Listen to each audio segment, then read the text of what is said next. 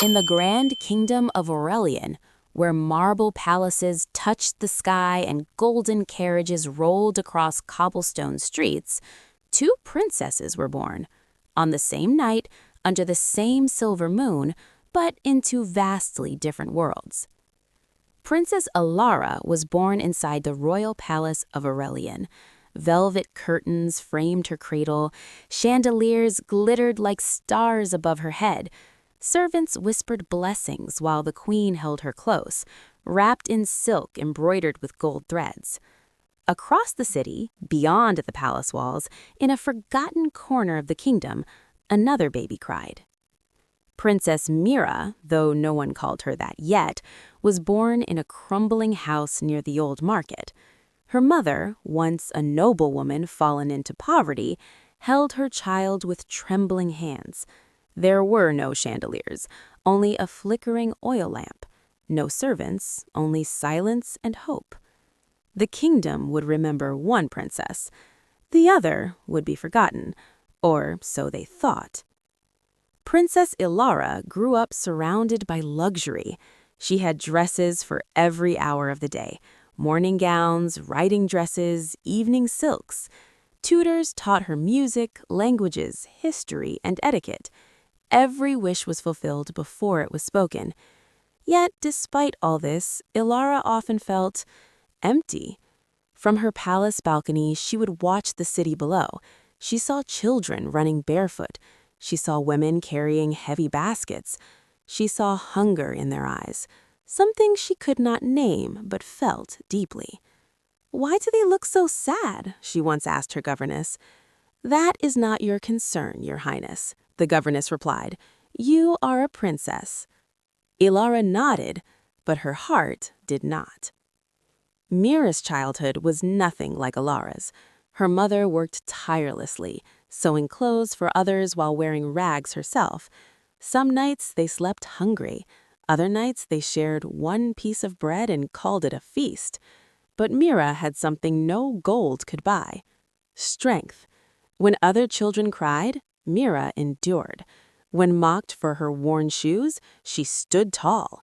When her mother fell ill, Mira became the caretaker, cooking, cleaning, earning small coins at the market. "You were born noble," her mother whispered one night, "even if the world does not see it." Mira did not understand those words then, but she would. One fateful day, the king announced a royal festival. The palace gates would open, the people would enter. Music, food, celebration for all. Princess Ilara walked among the crowd for the first time in her life.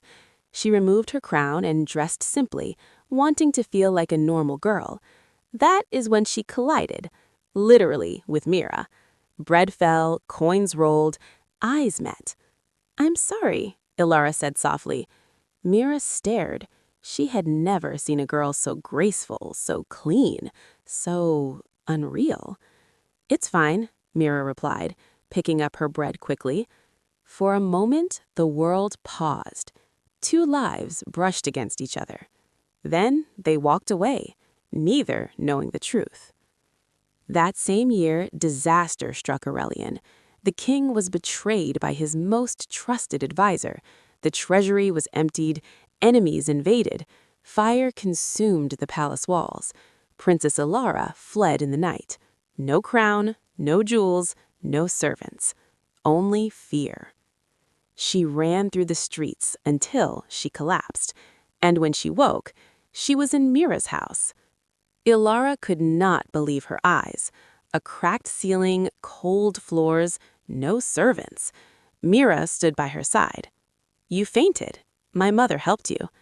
Ilara had never washed her own hands, never slept on straw, never felt hunger like this. Days turned into weeks. Ilara learned to cook, to clean, to wait in lines, to survive. And for the first time in her life, she cried without witnesses. "I had everything," Ilara whispered one night, "and now I have nothing." Mira looked at her calmly. "Now," she said, "you have life." As Ilara healed, the truth slowly surfaced. Mira's mother, in her final days, revealed a secret. She had once been the queen's sister. Mira was royal blood, a princess robbed of her title. Ilara listened in shock. "You are the real princess," she said. Mira shook her head. "No," she replied. "Royalty is not given, it is proven." The kingdom searched for Princess Ilara. When she returned, changed, humbled, stronger, she was no longer the same girl. She stood before the people and spoke. "I was born rich," she said, "but I was reborn human." She named Mira her sister, not by blood alone, but by choice. Together, they rebuilt Aurelian. Ilara ruled with compassion. Mira ruled with wisdom. One knew the palace, the other knew the streets. Years later, children would ask, who was the real princess, the rich one or the broke one? And the elders would answer, the one who learned, the one who endured, the one who served. For crowns fade, gold disappears, but character, that is eternal. Wealth does not define worth.